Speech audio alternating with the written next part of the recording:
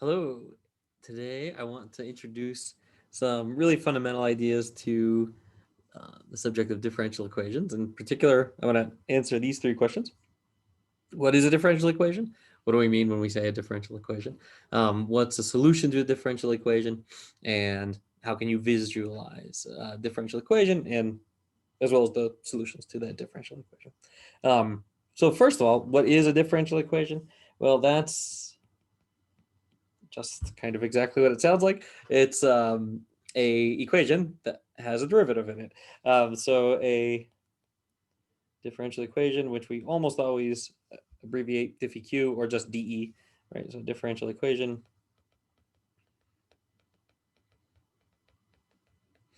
right, which usually we'll call dE, right, is an equation involving the derivative of some unknown function.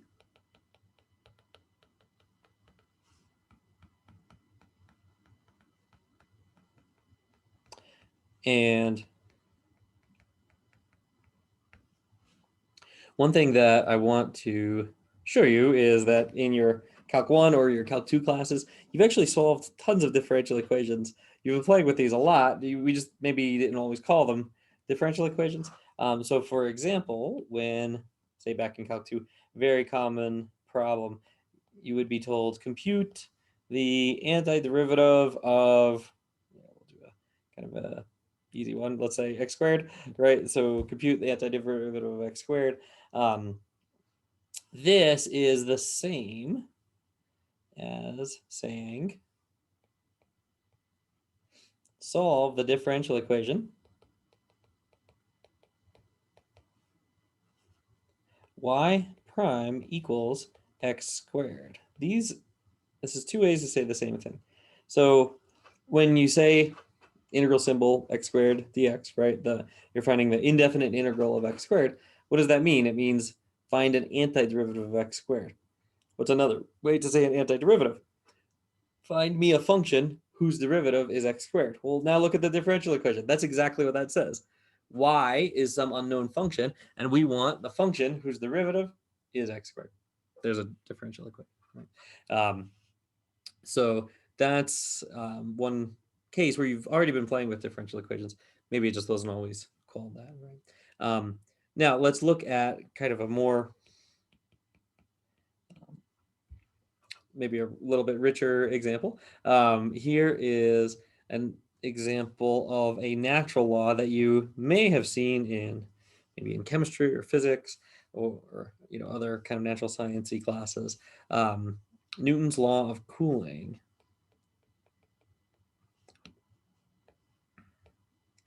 So Newton's law of cooling, you can state it just in words. So you could say the rate of change of the temperature of an object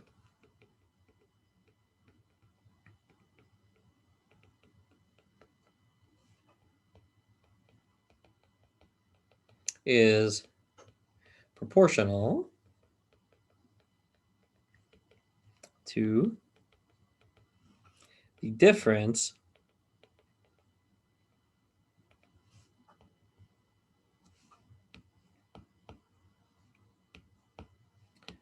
between the temperature of the object, right, the object's temperature, and room temperature. Right, and of course there's all kinds of simplifying assumptions here. We're assuming that the object isn't heating the room. We're assuming that the object just has a temperature as opposed to having different temperatures at different parts of the object, right? So there's all kinds of simplifying assumptions going on. But a good image for this is maybe a cup of coffee sitting on a desk, right? So you have your cup of coffee, and there's room temperature is if it's much lower than the temperature of the coffee, the steam is coming off and it's throwing lots of heat into the room, right? So the rate of change is large because there's a large difference between the coffee's temperature and room temperature. But now the coffee is kind of lukewarm. It's still warm, but it's not like, you know, screaming hot, burn your mouth kind of coffee. Then you have a slow rate of change of temperature in the coffee, right? So, you know, it's giving off some heat, but not as rapidly as when it was near boiling, right? So this is kind of a good way to think about Newton's law of cooling. Well, we have the words rate of change right in there. This is begging to be translated into a differential equation. All we really need to do is give names to everything, and we can write down a differential equation. So let's look at the independent variable here. So the independent variable is time. All right, we'll call time, which we'll represent with a lowercase t, right? We have the dependent variable, which is temperature of the object. And we'll call that big T, which is a function of little t, right? So I have temperature as a function of time. And you'll find in DiffEq, the independent variable very, very often is time. Most of us are not very good at controlling time. So time is often the independent variable, just independently doing its thing, running, helplessly forward. And then we have other quantities that are dependent on time. Very common scenario in differential equations. So that's time, temperature. Then we'll say ambient temperature or room temperature, right? However you want to call it. And we'll say A for ambient. We'll say that's constant, right? So in this model, we're saying that the room isn't so small and the coffee isn't so huge, and that the coffee is actually heating the room, right? We'll say that effect is negligible for sake of simplifying the example a little bit. Right? Then we can say the rate of change of temperature, right? We need to denote that somehow. So we're talking about the rate of change of temperature with respect to time. That's a derivative, right? Then we also need some constant of proportionality, right? So some proportionality constant, which we'll just call k, right? And k is just some real number, right? Some real constant. So this is now ready to translate. Now I just plug all these pieces in to this phrase, right? And just remember the word is gives us equals, right? So now I'm just going to go kind of word for word through that statement of Newton's law of cooling and translate it into our symbols. So as a differential equation, what is Newton's law of cooling written as a dE? Well, it's going to be that the rate of change of an object, there's rate of change of the object, is equals right, proportional to, meaning some constant multiple of, the difference between room temperature and ambient temperature. Right, there's the function T, and which gives us the temperature of the object minus room temperature. So there we go. There's a differential equation, right? So there's one that's not just kind of restating a problem that you already solved 1,000 times in Calc 1 or Calc 2, but translating an important natural law, right? One of the laws of thermodynamics. So this is a differential equation. It's the same meaning as this giant paragraph up here, but now it's written in differential equation form. Okay, so the next thing that I want to talk about is, this takes us to part 2 of our session, right? So we did what is a differential equation. Now I want to go on and talk about what is a solution to a differential equation. So let's go on to part 2. Right, so part 2, I want to say that a solution to a dE is a function that makes the equation true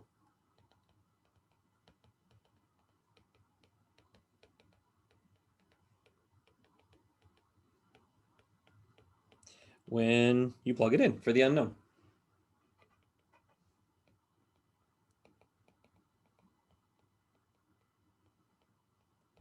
Right, so when you plug your, you take some expression, plug it in for the function. If it makes the differential equation true, then we call it a solution. Right?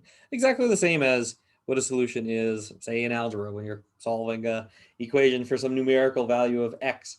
Then what is a solution to that equation? It's a number that, when you plug it in for x, makes the equation true. Same thing happening here. It's just that the unknown is representing a function instead of just a constant. Or it could be a constant function, but it doesn't have to be anymore, right? So that's our meaning of a solution. Let me show as an example, right? In our Newton's law equation, right? So the constant function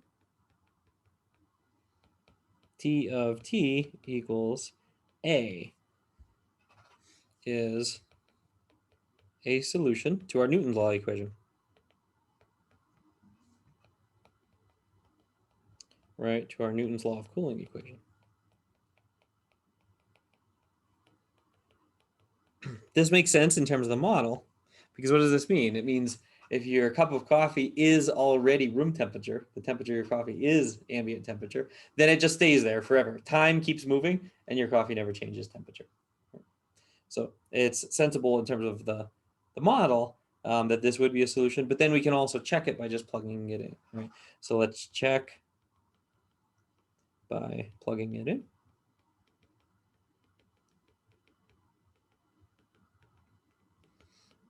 Right, check by plugging it into the DE. So we have dt, and we have k times t minus a, right? So let's check what happens if you plug that function into the left-hand side. Well, the left-hand side is going to be the derivative of t. But now big T in this case is just the constant a, right? So I'm plugging this in for this, right? That's where I'm getting this, right? I'm taking that particular function, the constant function a, and I'm plugging it in for big T. Well, this is a derivative of a constant function. That's just 0. Then I need to check the right-hand side. So the right-hand side is k times t minus a. But I'm plugging in the constant function a for t, right? Because that's the solution that we're trying. And so this is k times a minus a, but a minus a is 0. Okay, well, that's 0. The left-hand side and right-hand side are both 0. They match, right? Therefore, we have verified that the constant function is a solution to the DE because when we plugged it in,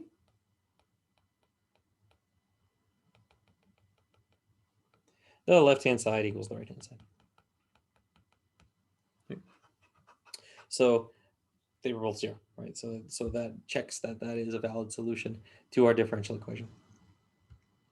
Now, that would not be interesting if the only solution was a constant function, right? Can we find some other solution? Well, yes, and this is the general solution, the idea of a general solution to a differential equation is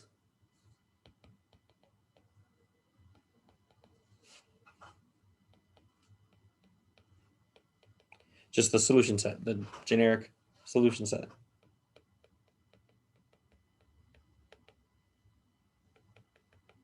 Right, so we want some formula for the set of all solutions to it. So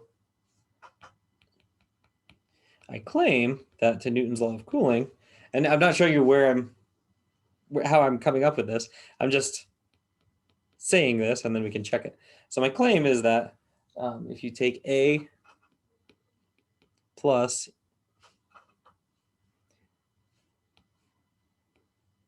C times e to the kt for C, where C is free to be any real number, right? My claim is that this is the general solution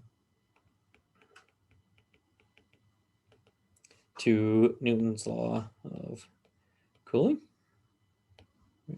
And if you want to put it in solution set form, in set notation, you could say, you could write it like this. You could say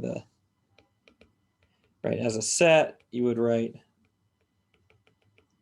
like this. You'd say it's big T of t equals a plus c e to the kt, where such that c is a real number. Right? That's how you would write the solution set. And sometimes when people say general solution, they mean just the formula, like a plus c times e to the kt, or big T equals a plus c times e to the kt. So sometimes they mean just the formula, sometimes they mean the set. It's used a bit sloppily and a bit interchangeably, but either way, this is what it's referring to. Then, now how can I check this? Well, I can check this in the same way. You could plug this more generic formula in to the differential equation and see that it does in fact make the left-hand side equal the right-hand side. So let's verify this, right? Let's check. So on the left-hand side, right, what would happen on the left-hand side? I have the derivative of a plus c e to the kt, right? Well, the a is constant, that vanishes. Then I have c e to the kt. Well, c is a constant, but it's multiplied, so that just sticks around. The derivative of e to the kt, that is going to have a chain rule, right? So it's just going to spit out a factor of k. The derivative of e to the kt is still just e to the kt. The chain rule multiplies by an extra factor of k. So there's our left-hand side. We can also look at the right-hand side. And on the right-hand side, we have k times t, right? So here's a plus c e to the k t minus a, right? And again, just to highlight what's happening here, right, we have this is being plugged in for this, right? So it's the same process, just a messier formula. Okay. Well, the a's cancel, right? And once the a's cancel, I have k times c e to the kt, and that's equal to what's above, right? C times k, k times c, who cares? So these are equal, right? So thus it's verified, right? They match. They match. So it's verified. So we have then our general solution, right? This is actually the general solution. Notice I did not show you where this came from. That's a topic for a later session, right? So there's lots of ways you can come up with this: separation of variables, integrating factors, power series. You'll see these down the road, so very soon actually. So right, that's our general solution. Then I want to mention a few terms that kind of relate to 1 and 2, a few definitions. So one word that you'll hear a lot is the order of a differential equation.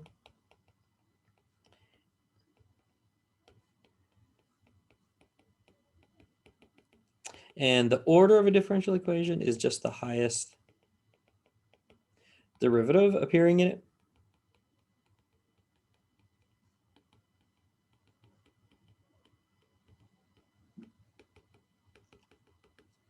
That's called the order of a differential equation. So for example, our Newton's law of cooling equation that we keep looking at, right? This is a first order dE,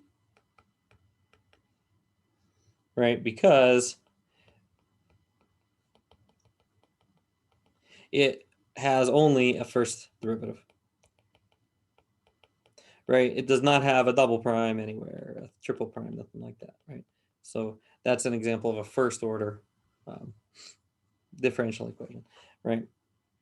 Then, as opposed to if you had, y double prime equals y or something, this is a second order d because there's a double prime in it, right? So it's just a word that means how many derivatives appear in your differential equation. Okay, so one thing to watch out for, and this I'm not stating it super technically as a theorem or anything. We will have much more technical versions of this when we talk about vector spaces is really the formal way to say it, but maybe you can be, we can at least get some intuition for it now. Note that typically one has n parameters in the solution set to an nth order differential equation. So, for example, the Newton's law of cooling is a first order d, right? It's a first order differential equation, like we said above, and had just one free parameter in the general solution, namely C. Right. So the fact that there was a first derivative and there was one free parameter in the general solution, that's more than coincidence. That typically happens. And you can think of that C almost like a constant of integration, right? Typically in Calc 1 or Calc 2, you've taken antiderivative. There's a plus C on the end, right? Think of that C almost like the plus C. You took an antiderivative, you got rid of the derivative. There's no more derivative in the differential equation. You've solved it. Well, now there's a plus C somewhere. But here, it's a little more subtle. It's not always just a plus C tacked onto the end, right? Now it's the C was in the middle, right? It was A plus, in our solution up there, A plus C times e to the kt, right? The C was tucked in the middle as opposed to being off on the end, right? So this really is just the plus C again, except there's more ways that it can apply, right? So I'll just sort of put in parentheses like the famous plus C from Calc 1 or 2. Right, when you did integrals there. If you have a second order differential equation, you're going to expect two parameters, maybe a C1 and a C2, if there's two derivatives in the equation that you're solving, or maybe you call them A and B. It doesn't matter much what you call them, but just be aware this happens a lot. Then there's also what's called an initial value problem, right? An initial value problem is an nth order differential equations with a little bit more information given. Instead of just an nth order differential equation, it also has n initial conditions provided.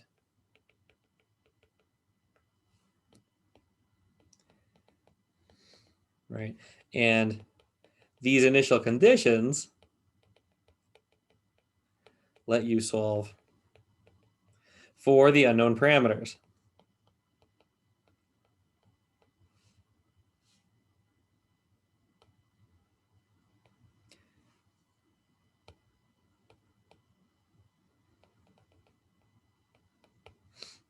Right? So this is an initial value problem. We'll refer to this a lot, IVP for short. Right? So for example, let's consider a more specific version of Newton's law of cooling. Suppose we have the initial value problem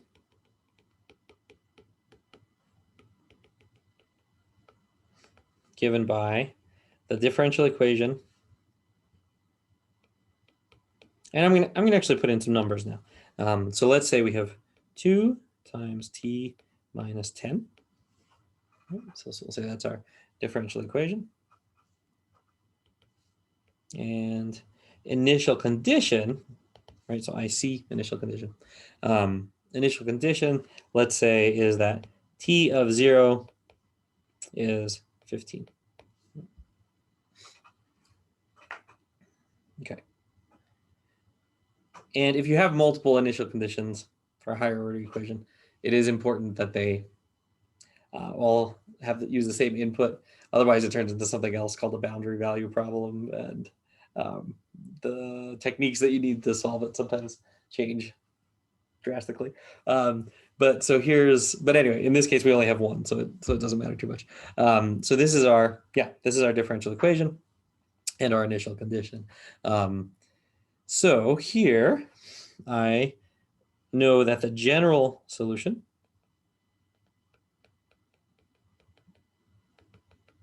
is given by what we showed above, right? So I have t of t equals 10 plus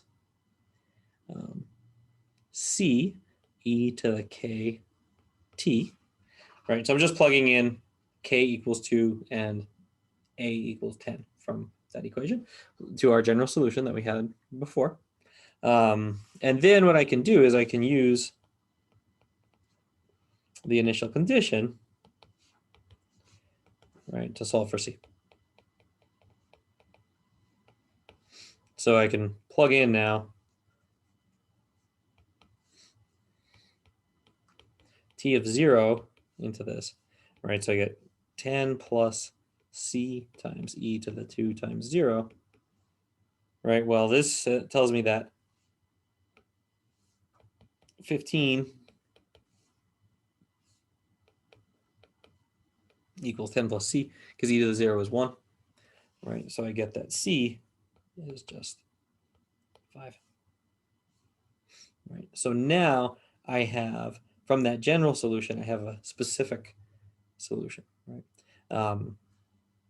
So there's actually only one function that solves that. So there's just one solution. The unique solution to our initial value problem thus is big T of t equals 10 plus c e to the 2t. But now I have a value of c, right? C is 5. So that's our unique solution to that initial value problem. All right. So that's a example where we had a general solution for the differential equation, but then we had the initial condition as some specific point, right? Some specific value. We plug that in to solve for c, and then we get our unique solution. Again, if you have a second order equation, you might have two initial conditions, and you might have to plug both of those in, and you'll get a system of two equations and two unknowns for the two parameters. So, and we'll see examples of that later on, but not in this video. Here I'm sticking to just the first order case because I want to talk a little bit about question number 3, how to visualize differential equations. Right, we're now done with 2. Talking about solutions not only to differential equations, but also solutions to initial value problems. So I want to go into 3 and say, okay, what about how can we visualize differential equations and their solutions? Well, here's what I want to do is I want to restrict our attention to just first order differential equations. It turns out it's more difficult if they're higher than first order. There certainly are ways you can visualize them, but it's not as clear maybe as the first order case. So let's look at the case of first order differential equations. So for first order equations, here's the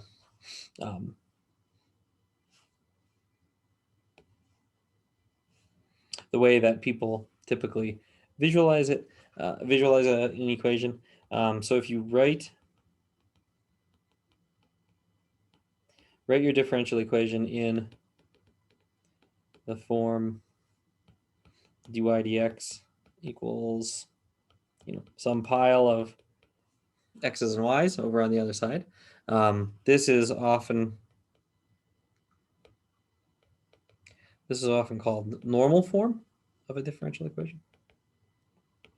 So write your differential equation in that form. And, because maybe it's not, basically solve for the derivative. Maybe it's not, maybe it's all tangled up at first, but solve it for the derivative. So dy dx, y prime, whatever you might be calling it. Solve it for that derivative. Notice there is only one derivative because I'm assuming it's first order. And then what you do,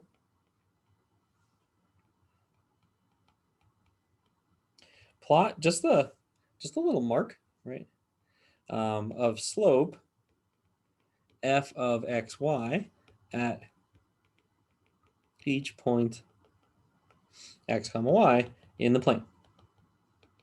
Because look at what the differential equation is saying. It's saying dy dx, the slope, equals some formula at each point x and y, x comma y, right? So this is where you can just plot little marks. You don't have to do it, if you've seen vector fields before, you don't have to do it like a vector field. There's no magnitude here, right? There's just a scalar quantity and it indicates the slope, right? So it's a little bit simpler object than a vector field. But how you graph it, it ends up looking a little bit like a vector field. So this will look somewhat familiar if you've seen vector fields before. So that's all you do to construct a slope field, right? That's what this is called, right? This builds a object, sometimes called a direction field, sometimes it's called a slope field, but either way, it's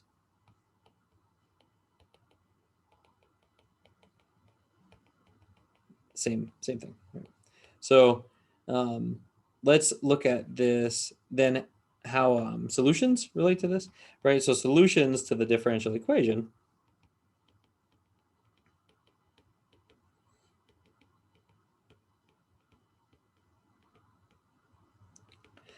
a solution to the differential equation will have the tangent line at every point along that solution curve, with slope given by these marks.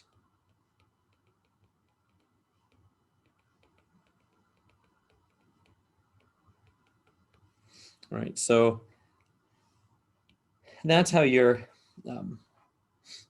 differential equation can be visualized, and also how the solutions can be visualized. So let's look again at our IVP that we were working on right here, right? So let's draw a slope field. So I had this dt equals 2 times t minus 10, right? So here I'm using big T, little t instead of x and y, but we can translate between different notations, right? So let me look a little bit at what this would look like as a slope field.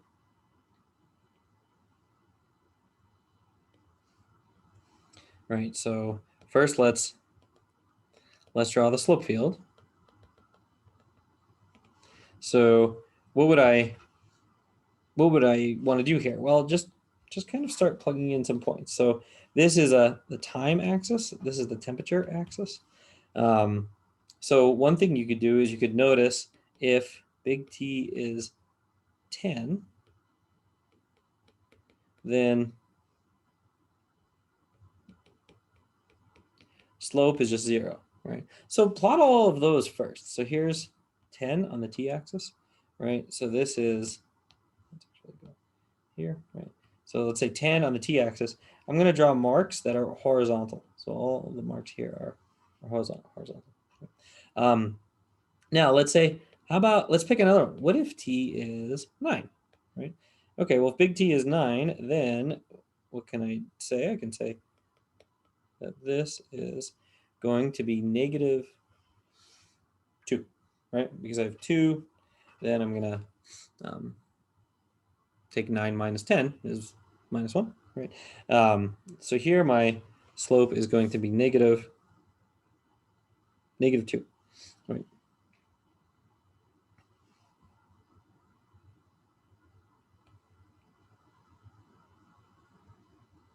Right, so slope of negative 2, negative 2. So at all these places, I'm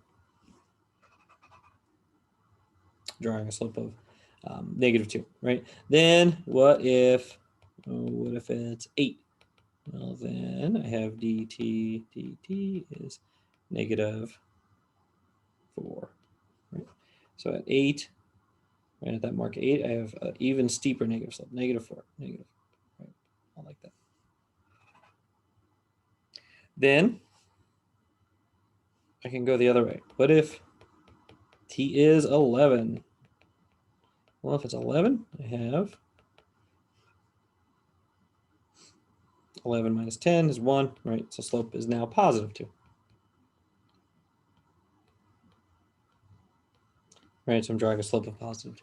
Now, if the right-hand side also involved little t, you'd have to recompute it at each little t value, which sometimes gets tedious. But, that's what you'd have to do, right? Here, because little t doesn't occur on the right-hand side, we can just kind of plot the same mark over and over again across the little t axis. So this keeps getting steeper, steeper, steeper, right? Steeper and positive. This keeps getting steeper and negative. Right. So now you can see in here, right, solution curves. You can see some solution curves. So you can see, for example, a solution curve just follows the marks, right? It just uses it for its tangent lines, right? So for example, here is t of t equals 10, that constant function. There it is, right? There's a solution curve, just that constant function, all horizontal. You can also see, how about this one, the one that we found up here? To our initial value problem, right? We had, was it t of 0 equals 15? So what are you doing? You're just starting up here. This is the point 15. There's 0 comma 15, and it just sort of, right, goes way up very, very fast, right? This would be our t of t equals 10 plus 5 e to the 2t. Right?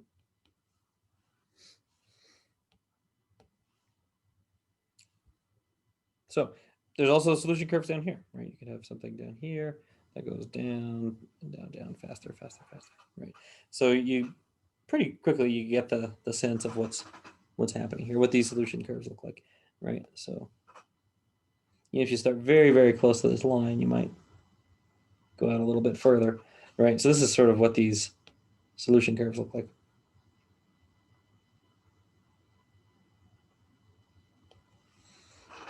Right, and there, the red and the purple ones, I'm sort of just freehanding based on what the marks look like.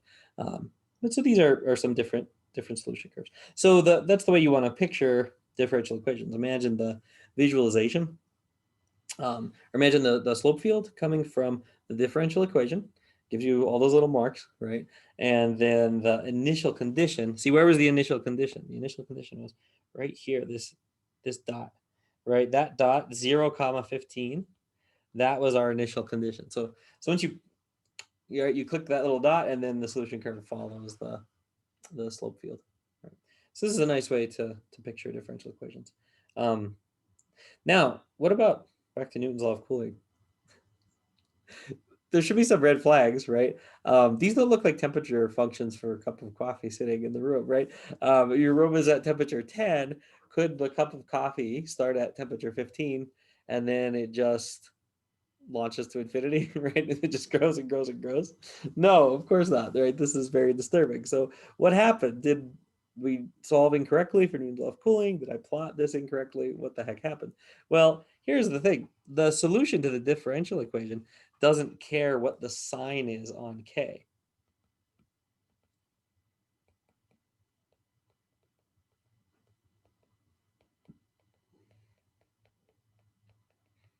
But the real world cares what the sign is on K, right? So what we did here, we wrote down a perfectly good differential equation and solved it, and it's all fine. But note that in Newton's law of cooling, for it to represent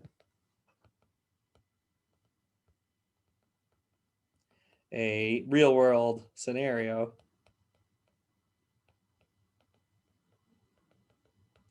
K must be negative, right? So basically, then you'll get exponential decay of the temperature instead of exponential growth of the temperature. So that's just kind of lining it back up with the model, right? So this, for this K value, K equals +2, this maybe doesn't have such a good interpretation as modeling a cooling or an object, right? That's whose temperature is changing. But it definitely does in the case where K is less than 0. All right, great. So there was, we got to do our third check, right? We can't have 2 out of 3 items marked on our list and not the 3 out of 3. There we go. 3 out of 3 marked. So great. Thanks for watching. There's our intro to differential equations.